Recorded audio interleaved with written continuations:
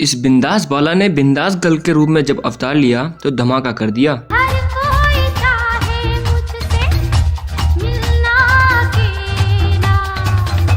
और अपने सेक्सी अंदाज और बिंदास जलवे का ऐसा धुआं बिखेरा कि पूरी युवा पीढ़ी उनके हुस्न के नशे में डूब गई।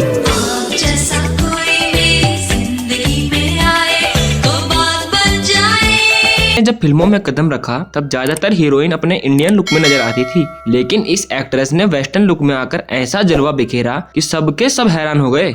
ऐसा रूप दिखाऊंगी मचल उठोगे। आंखें बंद करो। जी शुक्रिया। इस अदाकारा ने अपनी बोल्डनेस को नई परिभाषा दी और तमाम हिचक और बंदिशों को तोड़कर दर्शकों के सामने ऐसे बिंदास तरीके से पेश आई कि वह हमेशा के लिए एक ऐसा सेक्स सिंबल बन गई जिसकी नकल आजकल की अदाकाराएं करती हैं।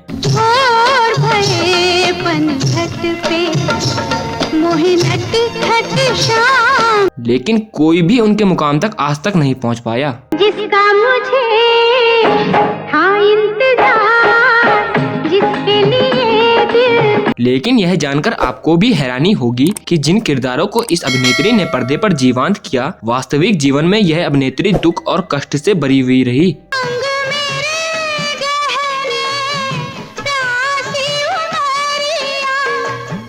इस वीडियो में मैं आपका दोस्त और होस्ट मोहित आपको बताने जा रहा हूँ इस अभिनेत्री के जीवन के बारे में कुछ ऐसी जानी अनजानी जानकारियाँ जिसे सुनकर आप भी हैरान हो जाएंगे। की तमन्ना है कि हीरा मुझे मिल जाए। तो आप बने रहिए इस वीडियो में हमारे साथ।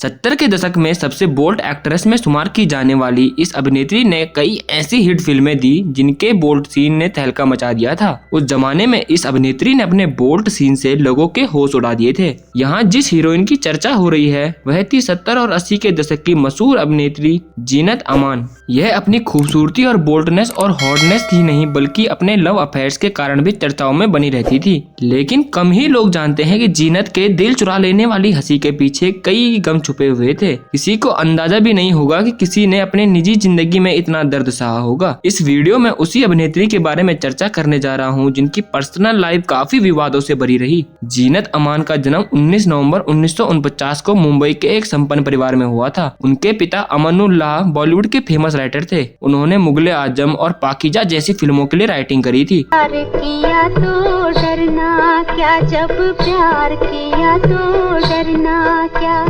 अमानुल्लाह भोपाल राज्य पर शासन करने वाले परिवार से ताल्लुक रखते थे। जब जीनत मात्र 13 साल की हुई थी उनके पिता की मौत हो गई थी। उनकी मां ने जर्मन व्यक्ति से शादी कर ली और जर्मनी चली गई, जहां उन्होंने जर्मनी की नागरिकता ग्रहण कर ली। जीनत ने अपनी स्कूली शिक्षा पंचगनी के एक स्कूल से करी और आगे की पढ़ाई के लिए लॉस एंजलिस चली गई, जहां वह यूनिवर्सिटी ऑफ साउदर्न कैलिफोर्निया में पढ़ने लगी। लेकिन जीनत ने कॉलेज की पढ़ाई बीच में ही छोड़ दी और जर्नलिस्ट बनने के लिए भारत आ गई। लेकिन उनकी किस्मत को भी कुछ और ही मंजूर था। वह फेमिना मिस इंडिया की रिपोर्टिंग करते करते मॉडलिंग की तरफ आकर्षित हो गई और मॉडलिंग करने लगी। 1966 में उन्होंने ताजमहल टी ब्रांड के लिए एक मॉडल के रूप में पहली बार काम किया। इसके बाद मिस इंडिया कॉन्टेस्ट में उन्होंने भाग लिया और सेकंड रनर अप रही। इसके बाद 1970 में मिस इंडिया पैसिफिक में उन्होंने भाग लिया और जीतने में सफल रही और उस खिताब को जीतने वाली वह पहली साउथ एशियन वुमेन बनी। इसके बाद जीनत ने फिल्मों की ओर रुख किया और 1971 में हलचल और हंगामा फिल्म में काम किया। अगर आपकी सूरत जरा सी बदल जाए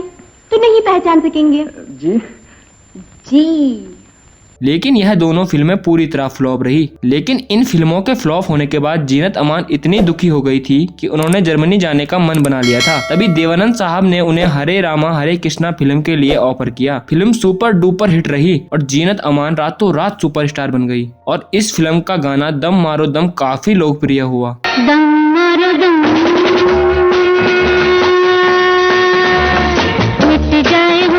इसके बाद जीनत अमान की 1978 में आई सत्यम शिवम सुंदरम भी काफी सुपर डुपर हिट रही।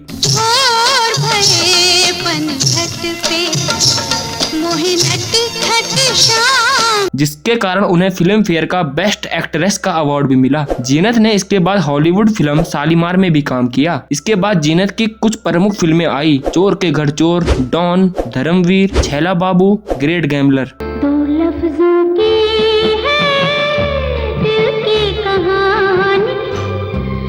उसके उसके बाद उन्होंने बॉलीवुड से दूरियां बना ली। सत्यम शिवम सुंदरम में उनके कई ऐसे बोल्ड सीन्स देखने को मिले जिसके कारण उन्हें रातों रात एक बड़ा सुपरस्टार बना दिया। लेकिन उसके बाद वे अपनी प्रोफेशनल लाइफ से कम लेकिन अपनी पर्सनल लाइफ के चलते ज्यादा चर्चा का विषय बनी रही। बाद में उन्होंने संजय खान से बेइंतहा मोहब्बत करी, लेकिन संजय से शादी करना जीनत को जीवन भर के लिए भारी पड़ गया। जीनत उस समय में भी काफी चर्चा में आई थी जब उनसे 30 साल छोटे लड़के के साथ उनकी शादी का खुलासा हुआ। जीनत का नाम देवानंद से लेके पाकिस्तान के क्रिकेट खिलाड़ी इमरान खान के साथ तक जुड़ा था, लेकिन सबसे ज्यादा चर्चा जीनत और संजय के रिश्ते की हुई थी। मैंने पूछा चांद से। जीनत संजय के प्यार में इस कदर दीवानी थी, उन्होंने फिल्म की शूटिंग के दौरान ही शादीशुदा संजय से साल 1978 में गुपचुप तरीके से शादी कर ली थी। संजय पहले से ही 4 बच्चों के पिता थे और उन्होंने अपनी पहली पत्नी को तलाक भी नहीं दिया था। एक बार संजय ने उनकी फिल्म अब्दुल्ला के गाने को फिर से शूट कराने के लिए कहा, हालांकि जीनत दूसरी फिल्म के लिए डेट दे चुकी थी, जिस कारण उन्होंने उन्हें मना कर दिया। संजय ने जीनत पर मेकर के साथ अवैध संबंध बनाने का आरोप भी लगा दिया था। यह बात सुनते ही जीनत संजय की एक पार्टी में जा पहुंची और उन्हें देखकर वहां सबके सब हैरान हो गए। जब संजय ने जीनत से पूछा कि वह यहाँ क्या कर रही हैं, तो दोनों की किसी बात पर बहस हो गई और संजय गुस्से में जीनत को कमरे में ले गए। खबरों की माने तो संजय खान ने जीनत की सबके सामने जमकर पिटाई कर दी। संजय ने जीनत को इतना मारा कि उनका जबड़ा टूट गया। ऑपरेशन के बाद उनकी जॉ लाइन तो ठीक हो गई, लेकिन उनकी दाहिनी आंख पर चोट आई थी जिसके निशान आज भी दिखते हैं और उनकी एक दाहिनी आंख खराब हो गई। इन्हीं घटनाओं के कारण जीनत और संजय का रिश्ता खत्म हो गया था। इसके बाद जीनत ने 11 अक्टूबर 1985 में एक एक्टर और फिल्म मेकर मजहर खान से शादी की थी, जिनसे उनके 2 बच्चे भी हैं। लेकिन कुछ ही समय बाद दोनों में झगड़े होने लग गए थे। खबरों के मुताबिक आपसी झगड़ों के कारण जीनत ने तलाक की अर्जी दे दी थी, लेकिन उससे पहले ही साल 1998 में किडनी फेल होने के कारण मजहर ने दुनिया को अलविदा कह दिया। हालांकि बॉलीवुड की बिंदास गर्ल में शुमार जीनत अमान ने 2 शादियां की थी, लेकिन 59 साल की उम्र में जीनत की तीसरी शादी की भी खबर आई थी, वो भी 33 साल के बिजनेसमैन अमन खन्ना उर्फ सरफराज से।